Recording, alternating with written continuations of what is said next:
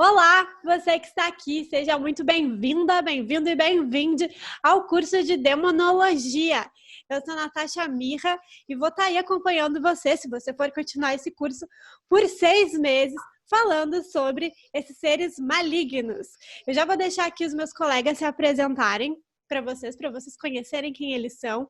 Mas antes de começar esse curso, a gente queria dar um recado. Esse curso, ele tem como uma das suas prioridades a liberdade religiosa. Portanto, nosso objetivo não é falar especificamente sobre essas crenças, mas sim ter uma discussão sobre o fenômeno religioso, sobre antropologia, história e sociologia que o tema demonologia compreende. Oi, gente, eu sou a Júlia, eu sou mestre em História e graduanda em História também pela URGS. Eu sou o Guilherme, sou graduando em Ciências da Religião, sou turismólogo e especialista em turismo religioso. E eu esqueci de falar, mas eu também sou mestranda de Ciência das Religiões pela Universidade Lusófona, aqui de Lisboa. Bom, vamos lá, vamos começar então a conhecer um pouquinho desse curso, da estrutura. Hoje a gente vai fazer uma introdução sobre o tema, pegar os principais conceitos e fazer um panorama histórico do que a gente pode ver sobre essa construção que é a demonologia. Alguns dos temas que nós vamos abordar nesse curso será sobre rituais, amuletos, divindades, comportamento social, manuscritos, exorcismos, obra de arte e cosmologia. Durante todos esses 6 meses, vai ter material escrito, podcasts, filmes, entre outros materiais. E na última semana de cada mês, sábado às 19h30, em horário do Brasil, faremos um encontro ao vivo que a gente vai discutir um artigo proposto durante o mês. Aqui à direita nós temos o cronograma relacionado a cada mês do curso, né? Então serão 6 meses e os cronogramas ali que nós iremos abordar durante esse curso.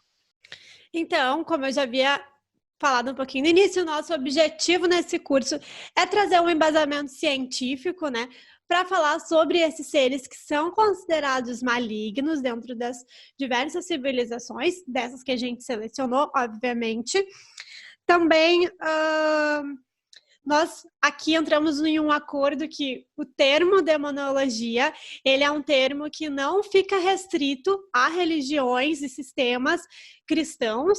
Então, a gente vai compreender esse termo demonologia com uma amplitude um pouquinho maior, entendendo ele como uma ciência que faz parte da teologia e de outros estudos e que fala sobre esses seres malignos, sobre essa parte obscura, tenebrosa dos medos humanos.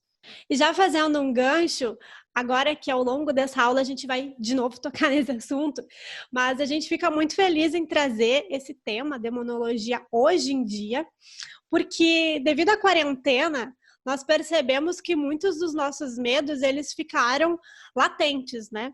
Então a gente conseguiu observar esses nossos monstros um pouquinho mais de perto do que a gente estava acostumado até então. Eu liguei a televisão faz alguns dias, assim, a gente já estava construindo esse curso e parei em um canal de uma igreja da qual o Edir Macedo faz parte. Então, nesse programa, Edir Macedo chama Pandemia de Pandemônia.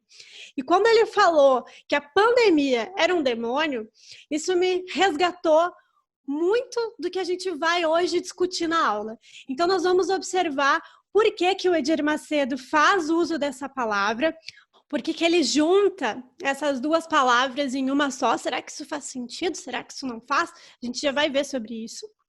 E falar sobre demonologia, apesar de ser um tema que as pessoas não gostam de falar, elas têm uma tendência a, inclusive, não querer falar sobre isso, e da minha parte eu realmente não compreendo, mas é um tema extremamente importante para compreender não só os movimentos das civilizações da nossa sociedade, como também observar esses medos e como esse medo, ele também vai construir o poder da nossa sociedade, como ele vai construir uns sistemas de convivência humana dentro dessa sociedade e outros detalhes que a gente precisa olhar sim para essas mazelas, olhar para esses medos, olhar para isso que nós tememos, para conseguir encontrar também outras formas e outras pontes de romper com coisas que nem sempre são boas para essas sociedades. Os nossos objetivos, então, com o curso, né, já seguindo o gancho que a Natasha puxou.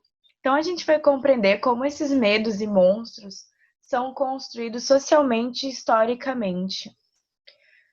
2, reconhecer outras realidades, culturas e cosmovisões, né?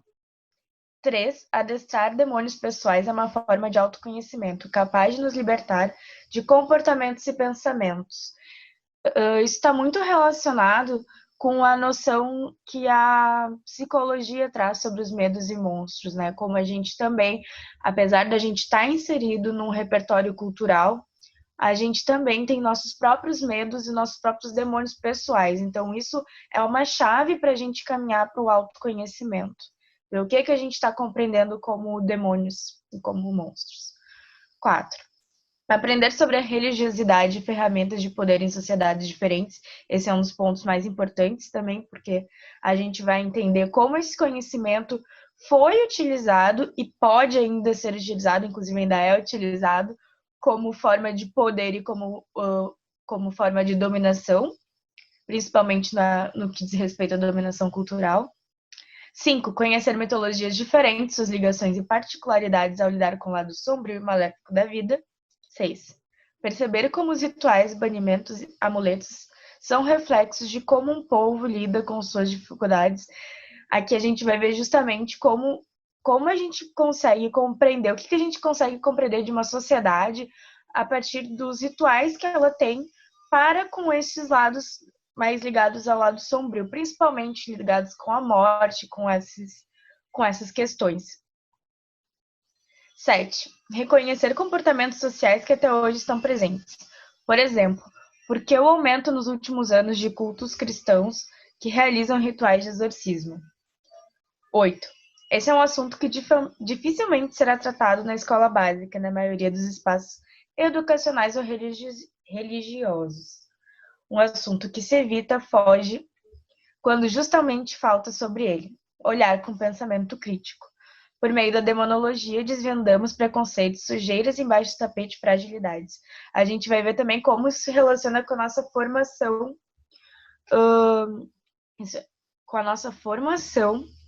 do Ocidente, né? De pensar essa relação com demônios, monstros, no sentido de fugir disso, de fugir, de extirpar, de se livrar, mas não encarar, não trabalhar. Isso está muito ligado com a nossa formação social e histórica.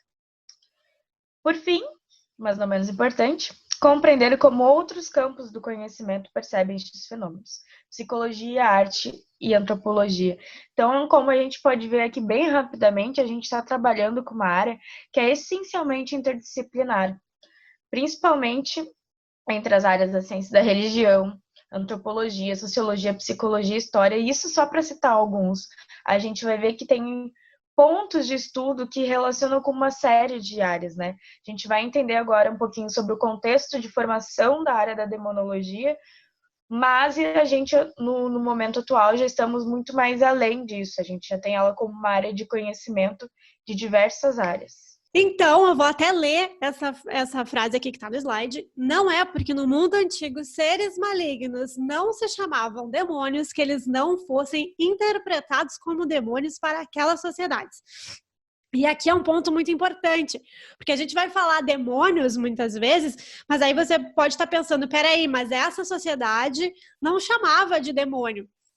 Sim, a gente vai chamar de demônio algumas vezes, vai usar dessa palavra, vai usar de demonologia para tratar seres malignos, principalmente na aula de hoje. Mas quando a gente estiver falando sobre um sistema específico, a gente vai estar usando a nomenclatura que essa sociedade, que essa civilização usava para tratar seus seres malignos especificamente. Bom, aqui eu vou começar então a fazer o meu papel de chata dos contextos históricos, né? Vou começar a falar um pouquinho sobre o contexto de formação da demonologia, né? Como ela começou a se estruturar como forma de conhecimento e também como forma de controle.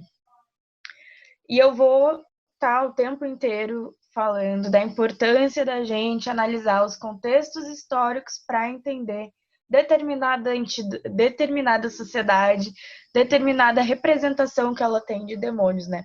Por quê?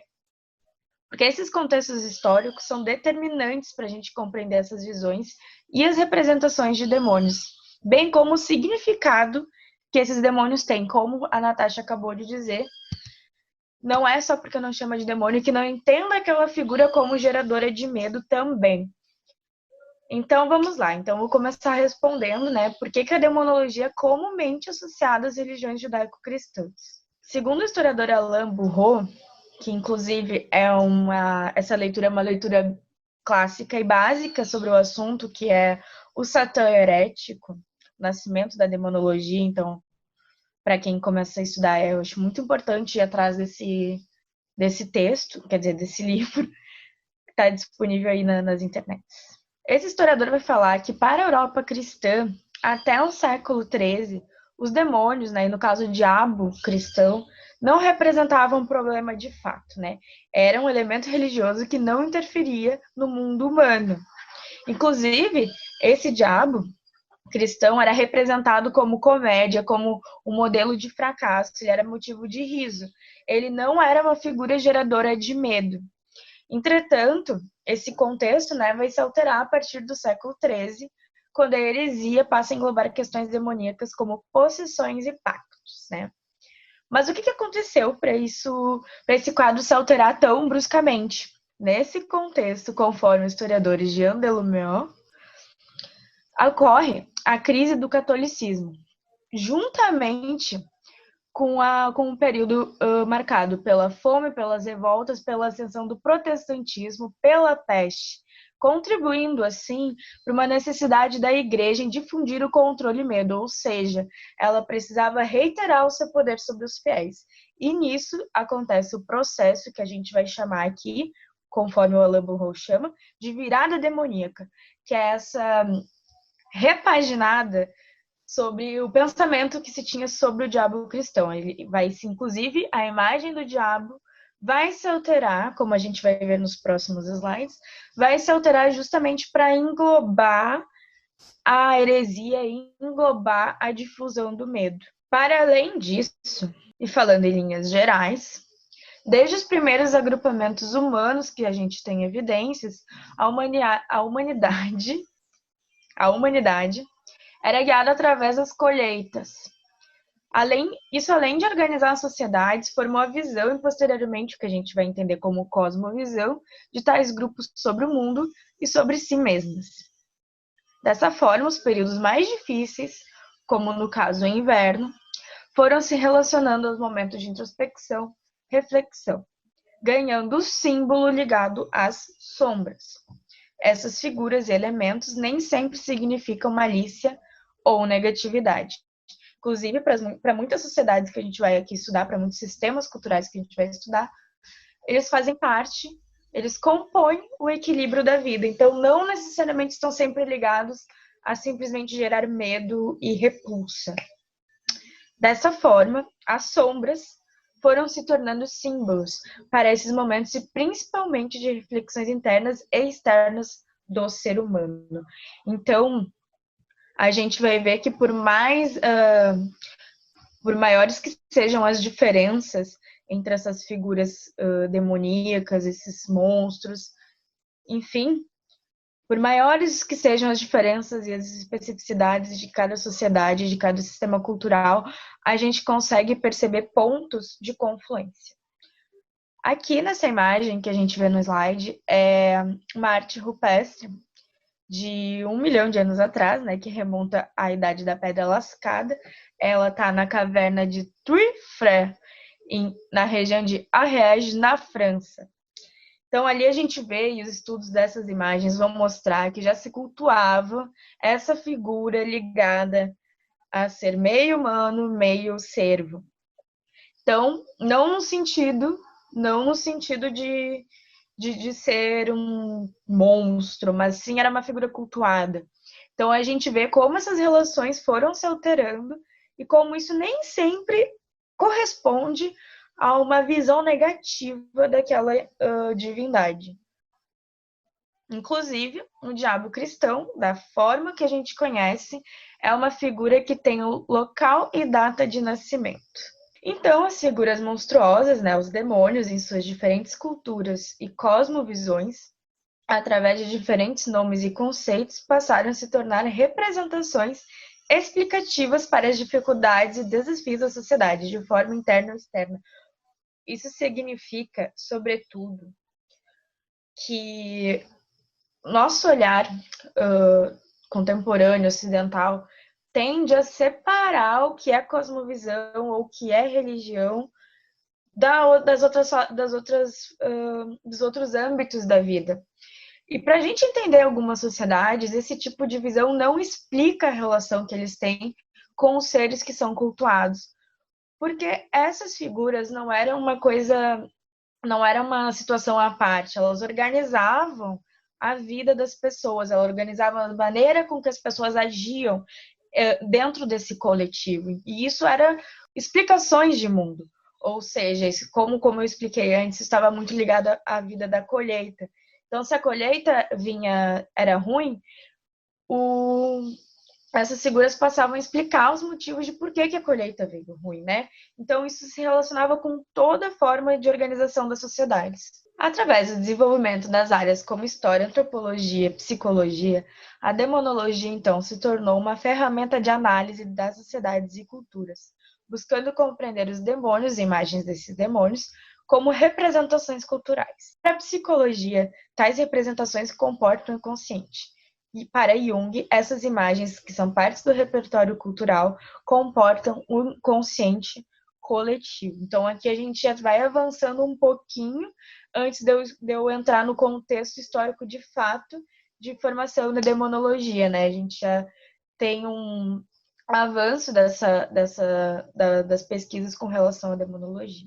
São temas que estão para além das crenças, pois são importantes vetores de compreensão da história e das sociedades e cultura humana.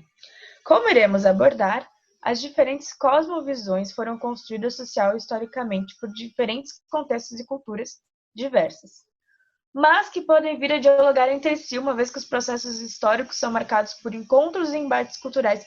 E isso aqui é muito importante, porque, como a gente vai ver, e aqui nos próximos slides a gente vai começar a colocar um pouco os pingos nos is e vai ficar um pouco mais fácil de visualizar, as formas de representação de monstros também estão muito ligadas com os encontros culturais e com as guerras, com as dominações culturais que se impunham entre as sociedades, né? A gente vai ver como por exemplo, os indígenas foram figuras utilizadas como demoníacas dentro deste processo de construção de um estudo da demonologia.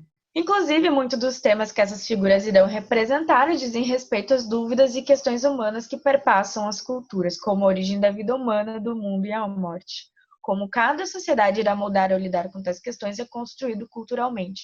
E isso aqui também é importante porque são os pontos de confluência que a gente vai encontrar entre essas culturas, né? Porque isso também vai ser uma chave de compreensão para o que elas entendem como morte e o que elas entendem sobre a própria vida humana. Então, juntando um pouquinho com o que a Júlia já comentou antes, para essas civilizações antigas, esses atos, essas práticas ligadas a esses seres que nem sempre eram completamente maus, aliás, na maioria dos casos a gente tem aqui divindades que têm duas faces. Assim como ela pode ser destrutiva, ela pode também salvar ou ajudar determinada comunidade, dependendo da situação.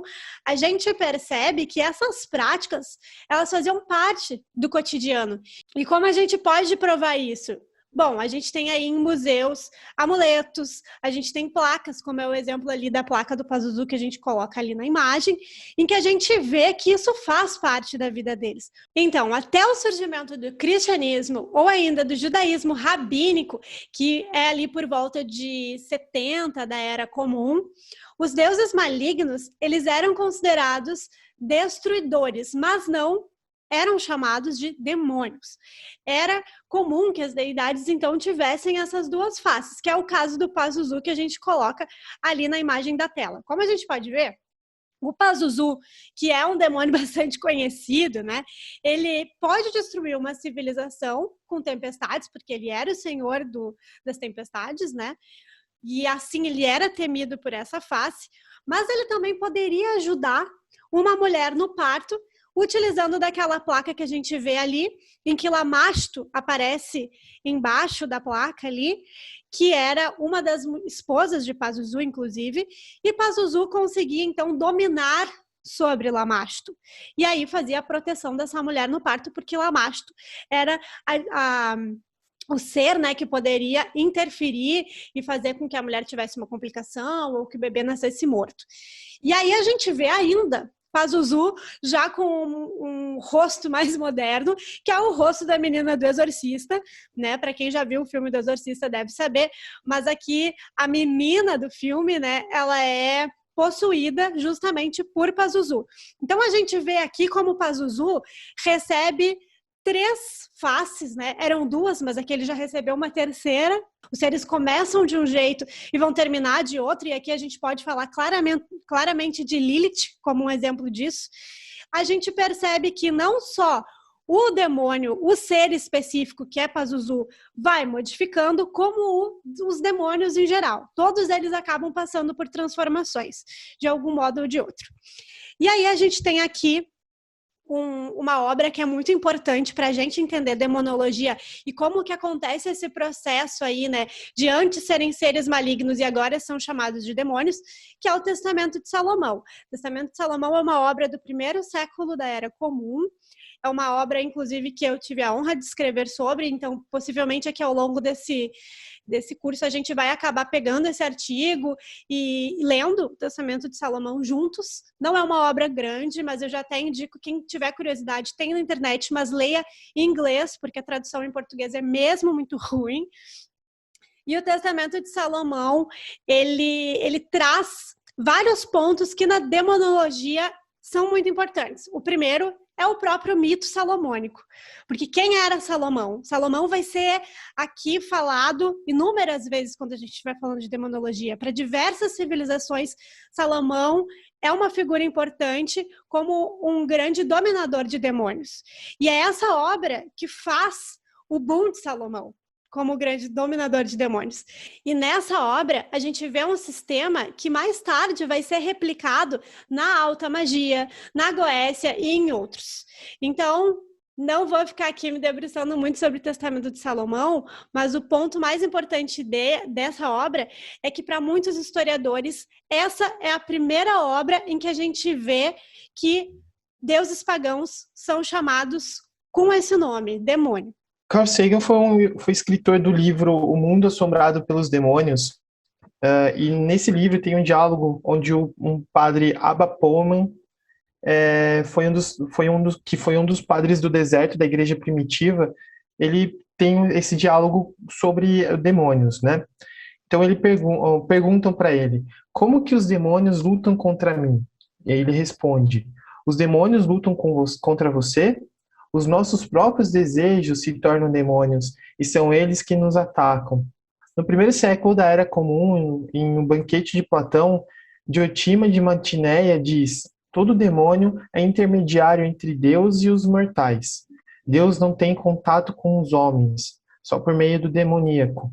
E é que existem relações e diálogos entre os homens e os deuses, quer em estado desperto, quer durante o sono.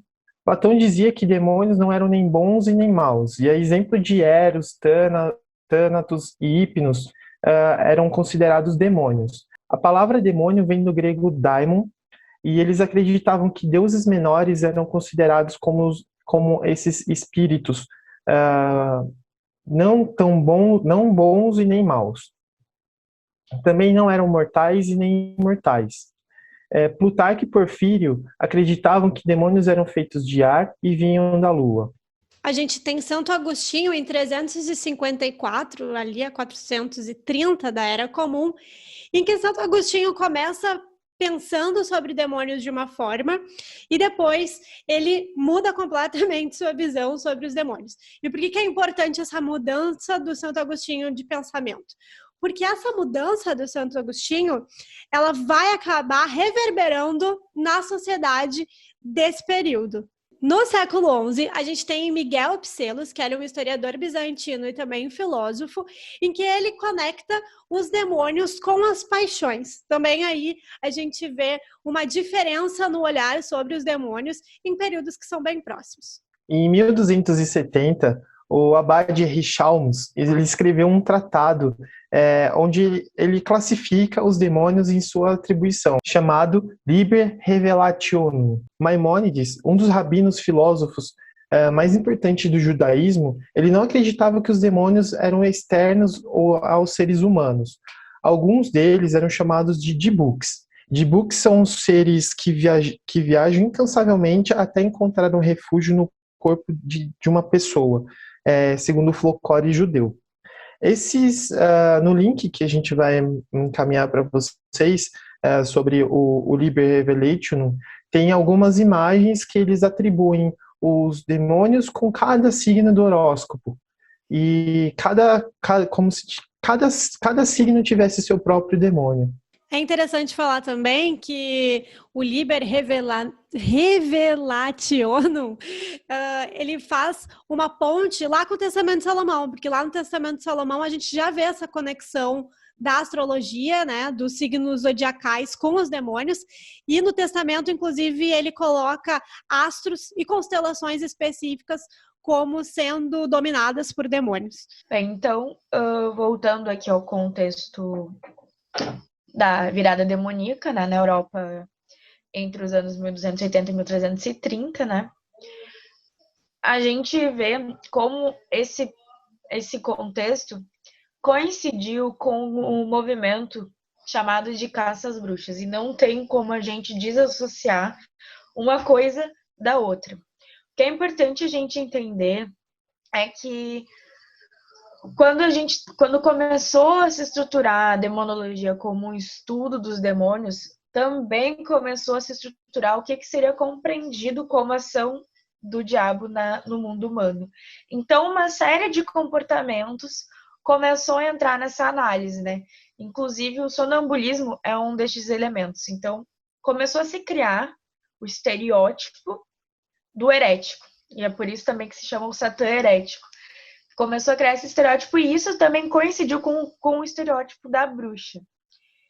Porque a bruxa vai estar associada ao demônio, ela vai estar associada a ser um braço do demônio na Terra, né? Ela vai estar associada com os pactos, com as possessões, mas também vai ser associada com os malefícios que estão atingindo uma determinada localidade. Enfim, a gente tem em 1487 a produção do Malleus Maleficarum, que é o Martelo das Bruxas, que é uma obra bem conhecida e ela é muito importante para a gente entender sobre quem eram essas bruxas, né? Qual era a função dessas mulheres que estavam sendo compreendidas como bruxas e por que elas começaram a ser tão intensamente reprimidas, né? E a gente vê que tem uma ligação direta com a figura das curandeiras, das benzedeiras, enfim, mulheres que tinham uma função bem específica e muito importante dentro das vilas, dos pequenos agrupamentos, das cidades, etc. Porque essas mulheres, elas tinham o conhecimento, elas retinham um conhecimento, uma sabedoria secular sobre curas, sobre os aspectos religiosos, sobre os benzimentos. Então, elas começaram, naquele contexto, a serem desinteressantes para a manutenção do poder da igreja, que, como a gente já viu aqui, estava em crise de poder. Então, elas começaram a representar uma competição com a igreja católica, com o papel da igreja católica. Então, essas mulheres vão começar a ser chamadas de bruxas e vai começar um movimento que a gente conhece bastante, já ouviu falar bastante, da caça às bruxas. É importante a gente prestar atenção nesse movimento, porque, em primeira coisa que eu queria pontuar sobre ele, porque ele é indiscutivelmente a gente vai falar sobre ele, vocês vão ler sobre ele quando quiserem pesquisar sobre demonologia. A gente vai precisa entender que ele não foi um movimento homogêneo. Inclusive, nenhum movimento da história é homogêneo, tá? A gente pensa assim, caça às bruxas, as netas das bruxas que vocês não queimaram, fogueira, e não, tá? Primeira coisa, as regiões da Europa, a Europa nem era Europa ainda, de fato, como a gente pensa, ela era regiões separadas, autônomas, e cada região teve um movimento de caça às bruxas. Cada região teve vítimas a serem perseguidas. Nem sempre essas vítimas eram primordialmente mulheres. Outra coisa, a fogueira também era uma prática bem localizada geograficamente. Ela não era, por exemplo, ela não explica caça às bruxas na Inglaterra. A Inglaterra tinha a prática de afogar. Ela acreditava que era no afogamento que se matava as bruxas e que se purificava aquele corpício dos demônios. Então, sempre que vocês pensarem esses movimentos, pensem de que região a gente está falando, de que momento a gente está falando, porque essas linhas gerais não explicam quase nada do que foi o movimento de caça às bruxas. Por exemplo, alinhado às mulheres, muitos das vítimas eram os judeus. Isso vai ser uma realidade principalmente na Santa Inquisição Portuguesa. Natasha, me corrige. Isso vai ser uma realidade principalmente na região de Portugal. Mas, enfim, eu não vou me adentrar muito nisso, porque, enfim, seria uma aula à parte. Mas eu quero que fique a reflexão para vocês quando a gente estiver aqui no curso falando disso, quando vocês lerem sobre isso. Enfim, fica para a vida. Aqui, outro ponto importante é atentar para os perigos da universalização de categorias que não são universais. Isso vai valer também para o que a gente vai estar chamando de demônios, de diabo. Enfim, esses conceitos que a gente tende a generalizar e universalizar, mas quando a gente universaliza, não explica outras sociedades diferentes das sociedades do mundo ocidental. Sobretudo, após a virada demoníaca e hegemonia da Igreja Católica sobre o mundo ocidental, houve um processo de demonização de uma série de entidades de outras culturas. Isso vai entrar no contexto de expansão de expansão marítima, no contexto das colonizações das Américas. E já acontecia no contexto de colonização do continente africano. Então, essas entidades, essas culturas vão ser ressignificadas como demoníacas. Elas, dessa forma, elas vão ser silenciadas, elas vão ser apagadas, e essas entidades vão serem proibidas, essas culturas vão ser proibidas, né? Inclusive, como a gente vai ver nos próximos slides, por exemplo, o caso mais que eu espero que todo mundo conheça e saiba, uns exemplos mais clássicos, é a questão do Exu, que vai ser traduzido, entre aspas, como o diabo, né? Como representação do diabo, e por isso deve ser extirpado. Ou seja, este conhecimento que estava se estruturando como um conhecimento, foi uma importante ferramenta de controle social e político. E isso acaba revelando, agora que estamos estudando aqui mais adentro, isso revela um importante medo do próprio catolicismo. E isso vai estar formando o nosso imaginário, queira nós ou não, nós estamos imersos nessa formação socio-histórica. Por mais que a gente tente se construir, é muito importante da gente saber de onde vêm essas figuras e por que a gente tende a pensar elas dessa forma. Isso revela muito do nosso racismo estrutural que estava sendo colocado ali. Então, a gente pode ver que isso construiu uma área do conhecimento como controle, principalmente, uma jurisdição do período. As pessoas estavam morrendo por causa desse conhecimento. Essa obsessão, então, esse boom, né, com os demônios, a Júlia já salientou, veio com o martelo das feiticeiras, e aí a gente tem uma fala aqui em 1484 do Papa Inocêncio VIII, que quando ele traz essa fala é quando acontece o grande boom da demonologia, né, dessa do pavor ao demônio, combate. E aí ele fala: tem chegado a nossos ouvidos que membros de ambos os sexos não evitam manter relações com anjos, íncubos e súcubos malignos, e que por meio de suas feitiçarias, palavras mágicas, amuletos e conjuros, eles sufocam, extinguem e abortam os filhos das mulheres. E aqui, essa última frase dele é muito, muito importante que a gente se atente a ela. Porque quando ele fala que uma das grandes preocupações com a atuação dos demônios é o aborto das mulheres, a gente tem que voltar lá para o Pazuzu. E aí fazer uma linha, uma conexão. Por que que para essas sociedades, né, existia uma preocupação tão grande, um medo tão grande em relação à fertilidade humana? E aqui eu não vou nem responder essa pergunta, porque a gente vai pensar nela até terminar a aula de hoje. Vou deixar essa pergunta para vocês. Mas por que a gente mantém esse medo? Será que a nossa sociedade hoje continua mantendo esse pavor em relação aos partos e à fertilidade humana? Aqui nós vamos apresentar alguns gráficos que vai fazer um comparativo entre casos de possessão demoníaca em Portugal e Espanha na época medieval. O primeiro gráfico ele apresenta Portugal na época medieval, que levavam os motivos de possessão. Alguns casos não quisera casar como era a vontade da mãe, a possessão sob razão, o castigo que era o castigo do pai, que era culpa da menina possuída, no caso, e um dos casos de grande quantidade a pessoa já tinha o demônio no corpo. Já na Espanha, os casos eram bem diferentes do que ocorria em Portugal. Eram mais relacionados a manifestações diferentes, né? Então, como cruzes de sangue, possessão derivada do desespero, possessão derivada da raiva, da soberba, e um dos grandes casos, a pessoa já tinha o demônio no corpo, né? Então, eram casos bem diferentes em comparação com Portugal. Que eram identificados com marcas, né, normalmente. Olhavam o corpo das pessoas e verificavam se tinham a tal da marca do demônio.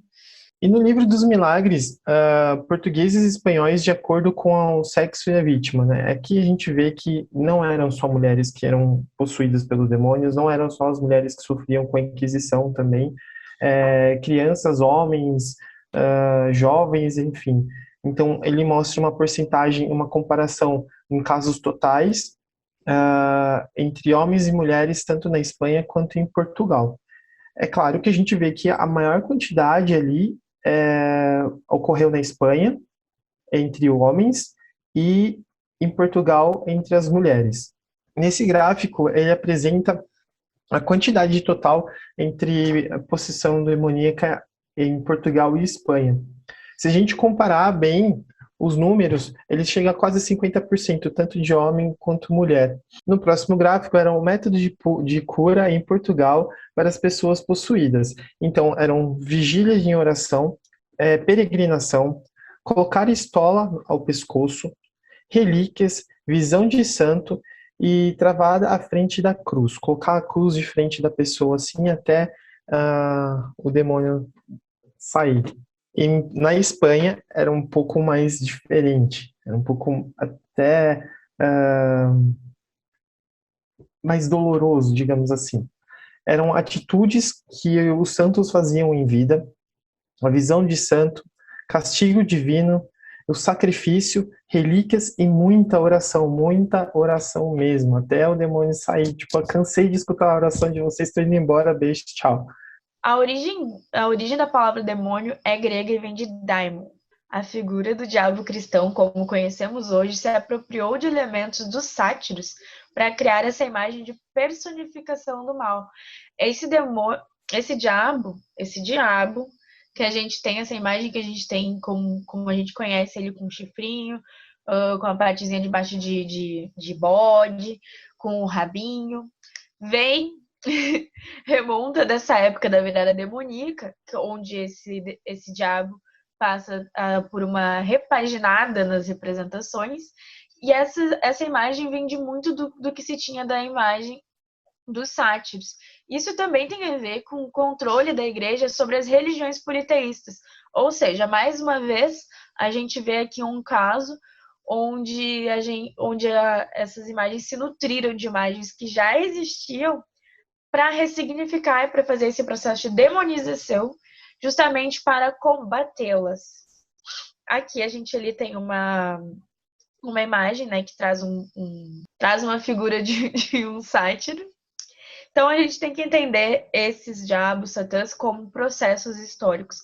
Eles não são figuras estáticas e presas a um tempo, ao contrário, eles estão em constante processo de ressignificação e em constante processo de mutação. É uma figura necessariamente mutável, principalmente os significados atribuídos a ela. Como o Gui falou anteriormente, o Daimon não tinha os mesmos significados culturais que o diabo cristão vai começar a ter.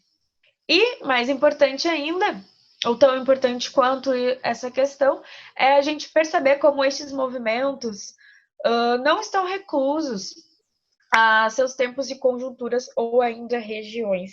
A gente vai entender isso melhor quando a gente for olhar para as Américas, como essas questões foram repercutidas nas Américas no contexto de colonização.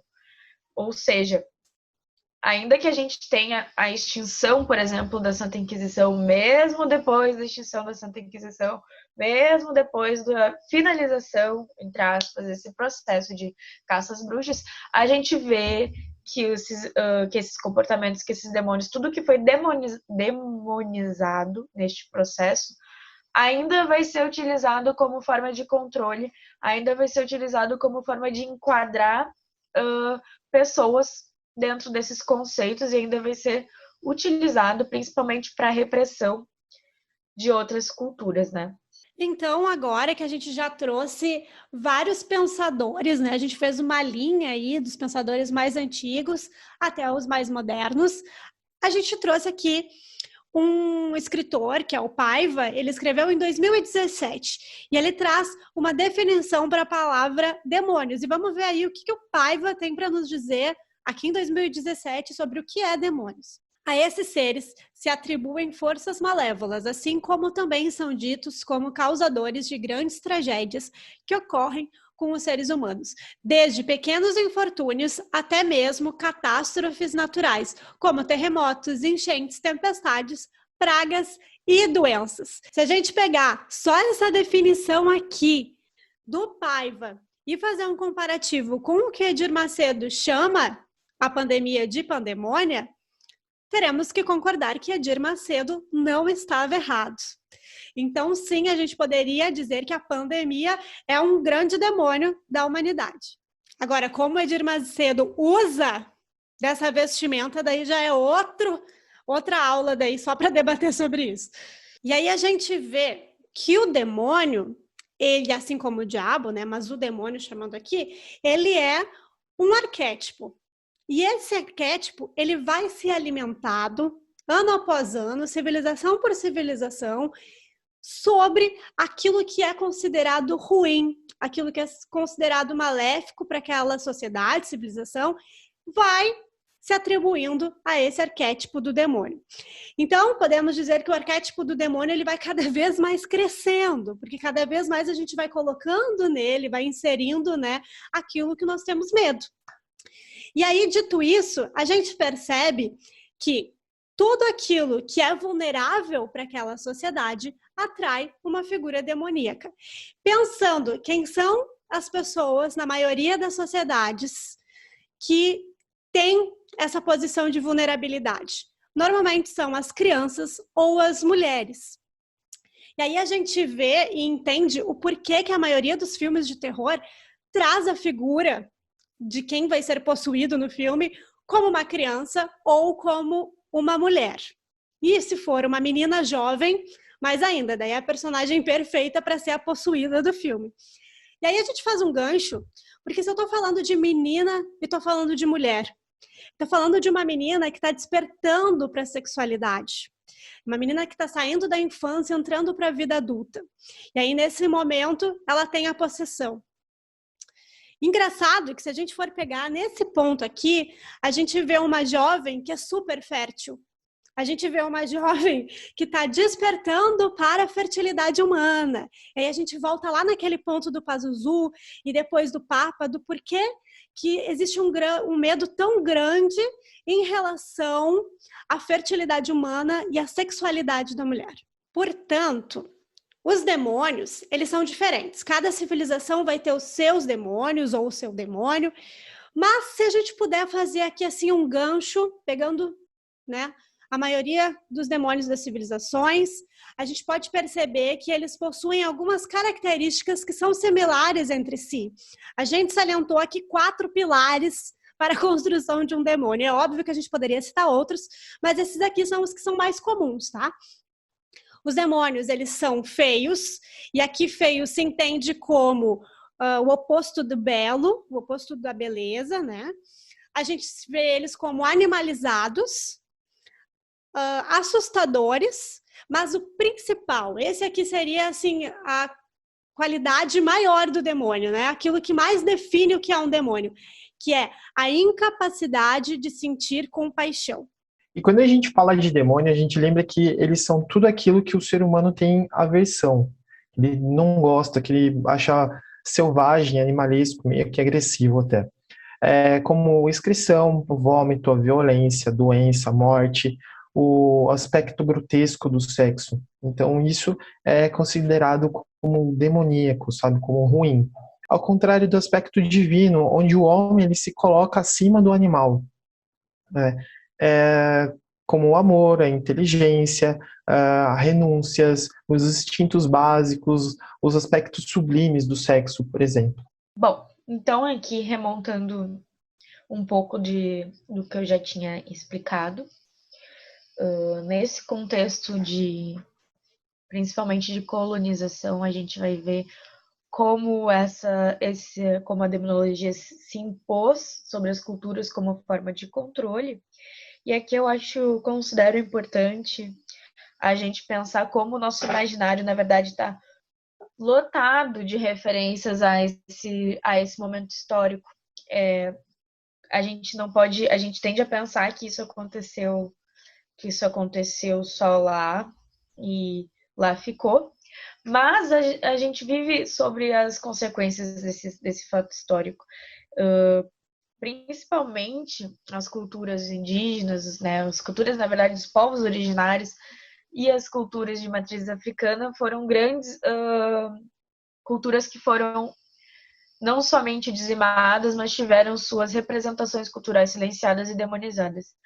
Essa pintura eu trouxe porque ela é muito importante para a história do Brasil e para a formação da identidade do Brasil, né, que é a Primeira Missa no Brasil, do Victor Meirelles, de 1861, que é uma das grandes obras que vai representar o momento da Primeira Missa no Brasil, junto com os indígenas ali naquele cenário maravilhoso do Brasil, justamente com essa ideia de catequização e de confluência das culturas, né? A gente tem ali essa imagem de como a união dessas culturas se deu através da catolização. E isso pode parecer absurdo, mas isso ainda está muito presente no nosso imaginário de como a gente se pensa enquanto brasileiros e brasileiras, porque a gente tende a pensar os indígenas como presos a esse tempo e pronto, acabou.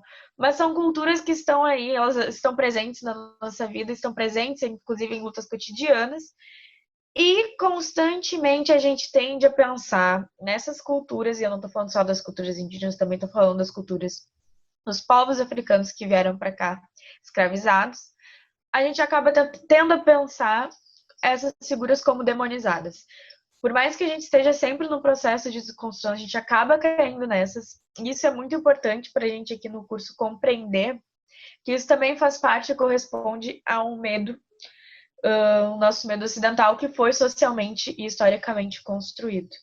Então, a gente vai aqui conseguir começar a compreender como esses demônios representam muito bem traumas também da sociedade.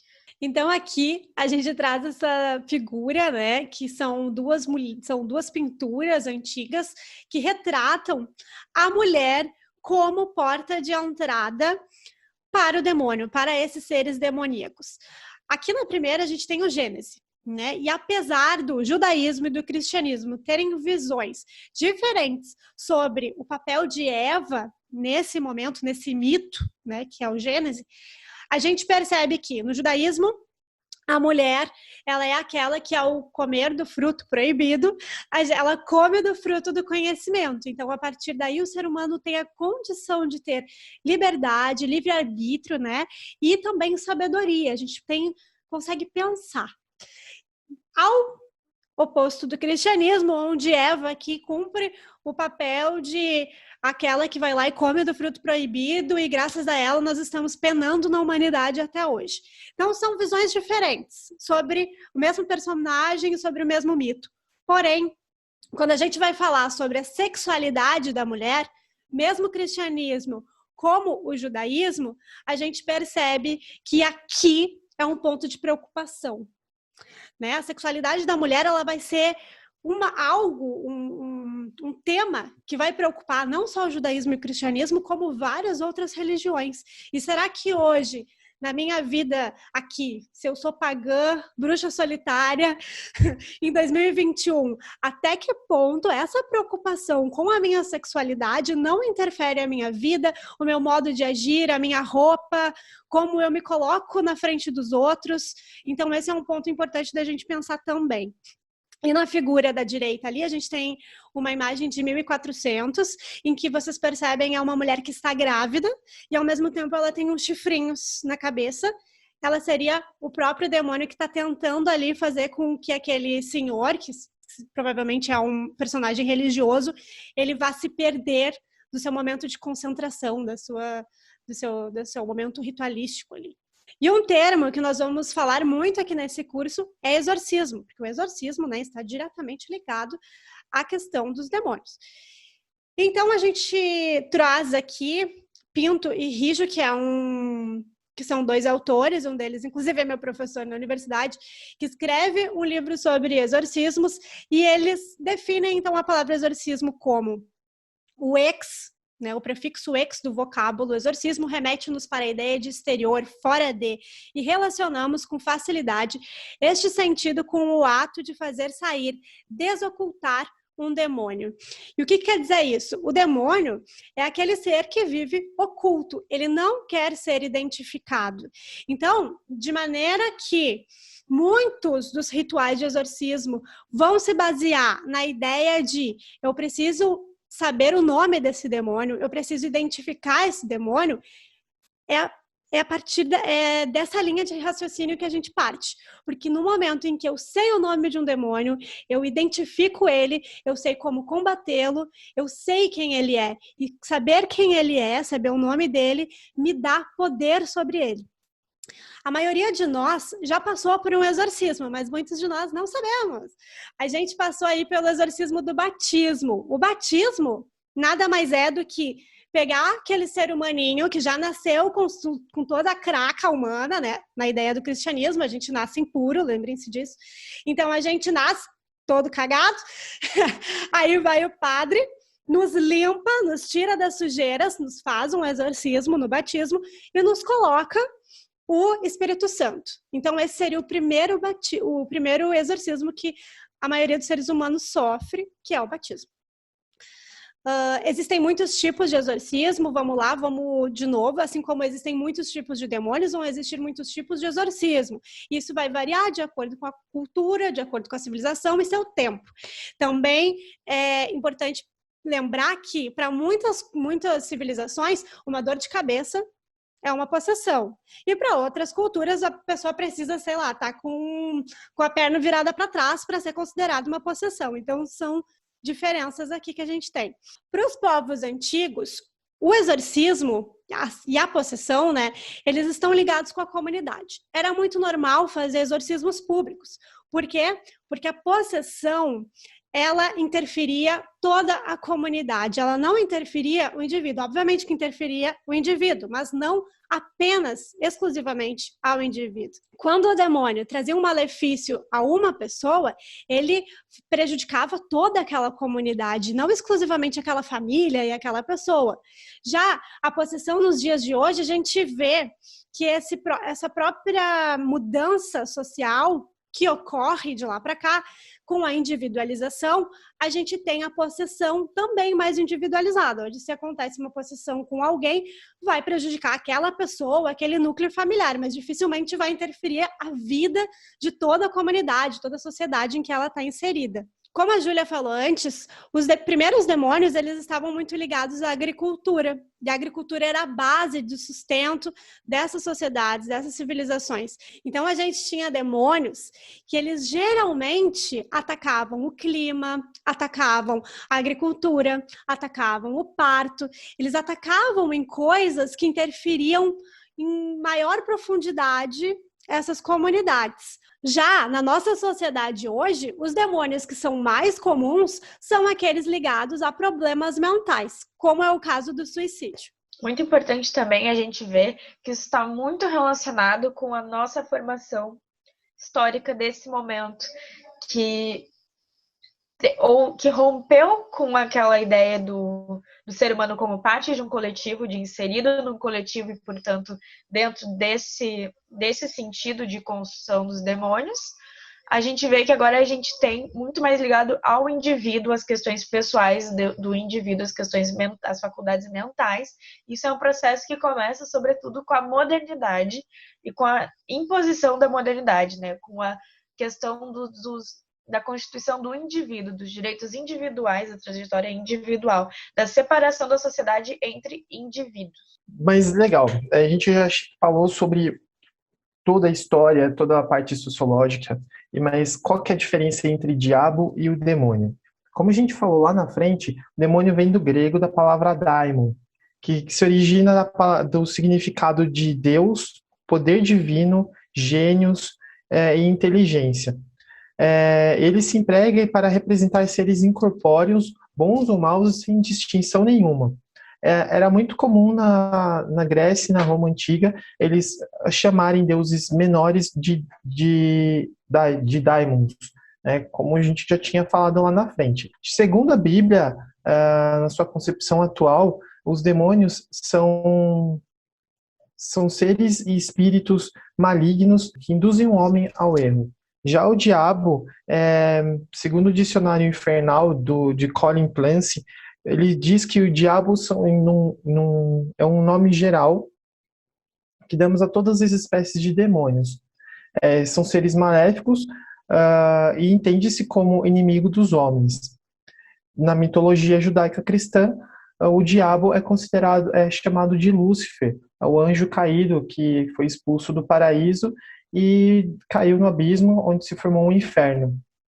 Também pode ser considerado como diabo não somente seres, mas pessoas ruins, más e perversas. É isso, pessoal. Essa foi a nossa aula de hoje. Eu sei que foi uma aula um pouco densa, mas a gente precisava aí, né, esmiuçar esses conceitos para podermos dar continuidade com mais segurança para vocês sobre demonologia.